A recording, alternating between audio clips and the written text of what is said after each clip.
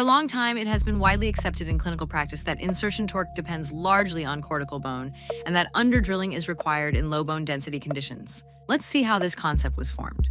Following the bone density classification by Lekholm and Zarb in 1985, bone quality became a key factor in determining primary stability and surgical protocols. Subsequent studies, including those by Centerby and Roos, reported higher failure rates in low-density bone, particularly in the maxilla and type 4 bone. Within this context, cortical bone with its higher density came to be regarded as the main contributor to insertion torque and initial stability. Accordingly, various clinical approaches were developed to control stability based on cortical bone. Clinically, an insertion torque of around 35 to 45 Newton has been accepted as a balance between stability and biological safety. In cases with thin cortical bone and low cancellous bone density, underdrilling has been used to enhance primary stability. In contrast, when cortical bone is dense, cortical drilling or tapping is used to reduce excessive compression. Ultimately, these techniques converge on a cortical bone-centered strategy for achieving or regulating primary stability. Is it truly necessary to rely on cortical bone? Where does primary stability actually come from?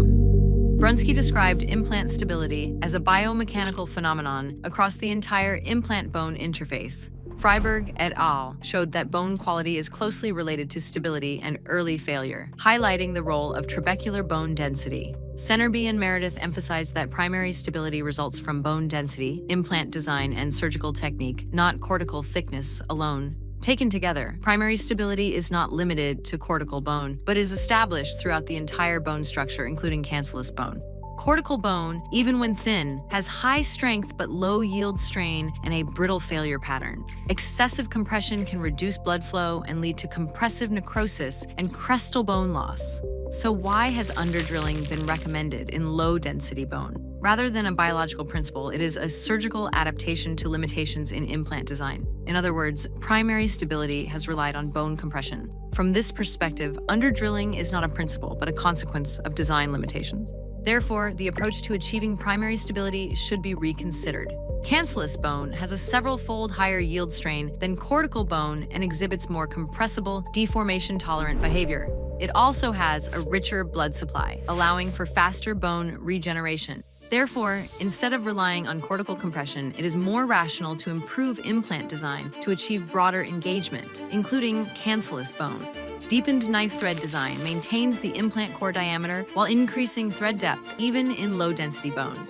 It is designed to prevent direct contact between the fixture body and the bony wall, minimizing lateral compression while promoting broader bone engagement over a larger surface area, allowing for greater primary stability. As a result, primary stability is achieved not through cortical compression, but through balanced stress distribution across the entire bone-implant interface, reducing bone damage and improving predictability. Underdrilling is not a principle. Stability should come from design, not from compressing bone.